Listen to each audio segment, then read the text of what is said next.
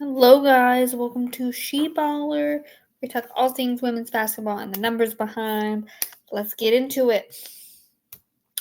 So we're going to talk about the growth of women's basketball. Yeah, and kind of how they can continue to grow because I think that's a pretty important topic here. Just because I think there's been a lot of speculation and how they want to grow and all that. So, yeah. So I'm going to kind of look at the revenues from last year and this year, just because viewership and all that is important. So again, these are both from Google. From the Google.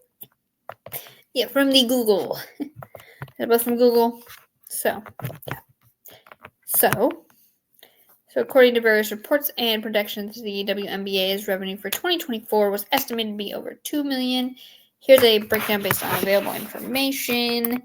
Total revenue around $200 million. Team sponsorship revenue $76 million across the 12 teams competing in 2024. Media rights approximately $60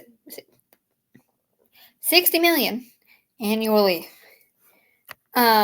Projected revenue predicted the top women's sports leagues globally generate $1.28 billion in 2024, with basketball including the WNBA contributing a significant portion. Yeah. Now, while the revenue grew significantly in 2024, the league was expected to incur a loss around $50 million, in part due to increased expenses like charter flights, which we'll get into in a second. Revenue projections for 2025 and beyond are optimistic, with some estimating the league could reach $1 billion in revenue driven by new media rights deals set to take effect in 2026. The arrival of prominent draft classes, including stars like Caitlin Clark and Angel Reese, have significantly boosted various metrics, including attendance, up 48% in 2024, the highest in 22 years.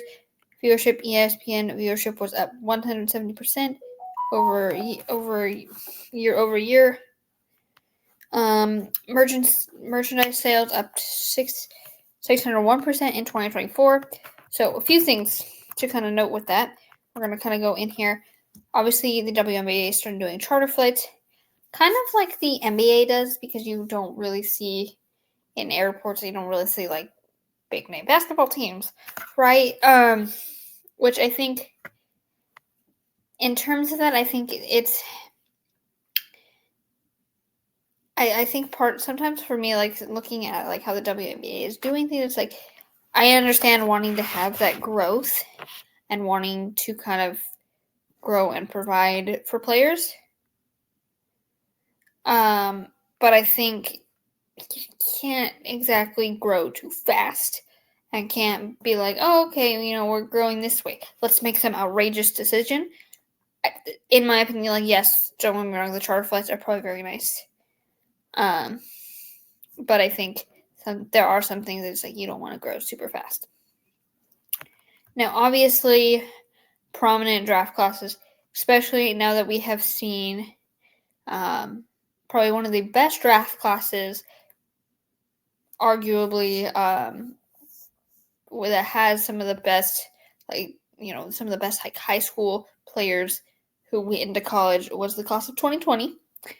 Obviously you have some big names who came out of that. Obviously, both Caitlin Clark and Angel Reese are both in that. And this is kind of also where you see, I think the viewership, because you have players that, people were really interested in watching in college who bring a unique side of the game, whether they bring a more practical side of the game, a more fun and creative side of the game. They're bringing in all these numbers that are being broken every game, almost every game, all these things. I think that it's like you begin to kind of see that people do want to watch and, kind of watch the creative and all that stuff.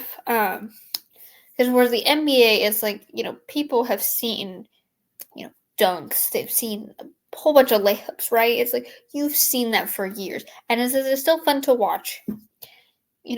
Sometimes watching, something new is kind of fun. That's kind of like where my head goes with it. It's like watching something new is kind of fun. Okay, so we're gonna look at the WNBA's revenue for this year, because they are expected to break some numbers. So yeah, we're gonna check that out. I'm gonna get rid of that one so I don't actually open that tab, because that would be bad. And then we'll kind of get into the I think how the WNBA can grow. According to recent reports and projections, the WNBA's revenue for 2025 is anticipated to reach around $1 billion. This prediction is a significant increase from the estimated $710 million in 2024. Some reports from 2024, however, indicated the league was on track to lose money despite this increase in revenue. Here's a summary of key points regarding WNBA revenue. Projected 2025 revenue: the WNBA is expected to generate approximately $1 billion in revenue in 2025. Comparison to previous years, the figure represents a notable rise from 2024. Media rights: the league secured a 11-year media right deal valued at $2.2 billion or $200 million per year. NBC Universal is among the right holders. Revenue share: WNBA players currently receive 9.3% of the league's revenue. This is a point of contention for players who have opted out of current collective bargaining agreements to negotiate for a larger share, similar to other major sports leagues. For instance, the NBA players receive roughly 50% of revenue, which is kind of the talking point I want to get into, how the WNBA can grow. Profitability: despite growing revenues, the WNBA has historically operated a loss, estimated to be around $40 million in 2024. So, when it comes to the terms of revenue shares, yes, the WNBA is going up, right? So you have the terms of they are growing, right? You've seen the people, the draft class, and what they're bringing to the table. Now, how do we keep that momentum?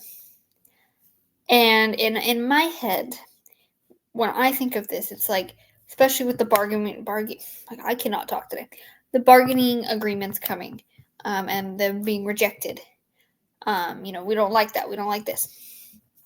No one's coming to an agreement. Because obviously the end, especially for me, I think reading this news, how they're going to do the CBA, all that stuff.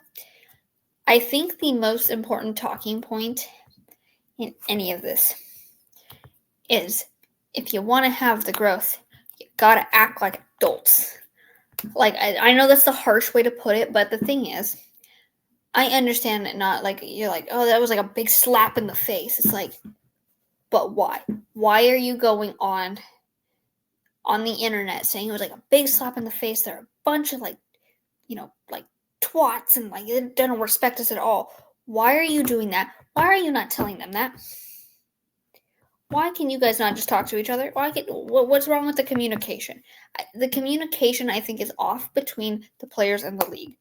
So for both, I think that communication is going to be very important for both the players and the league, because the league has got to listen to what the players want, but the players also kind of have to understand too, is how do we want that growth? We can't just be oh, we want more money. As yes, you may want more money. How do you plan to get there? Type of things. And I think it seems like from outside, in, it seems like no one wants to get to the, actually solve the issue. We don't want to put a system in place. It's just kind of okay, cool. So you just want it, but you don't want to say how you want to do it. And it's both sides that want to do that. And I'm okay, so we're just gonna, all right. Now there are some agreements of I think, how the games are scheduled. Sometimes I'm looking at that, I'm how are y'all doing that? And especially in women's sports too, with how the games are scheduled, I'm no wonder people are getting injured so much. Geez. And there's like, full studies on like, ACL injuries for women especially. But like, geez. But yeah, I do hope. I think that's all I have. That's all I wrote down. And so yeah. But anyway, I do hope you guys enjoyed today's episode, and I will see you guys next week with a new episode of She Baller. Peace.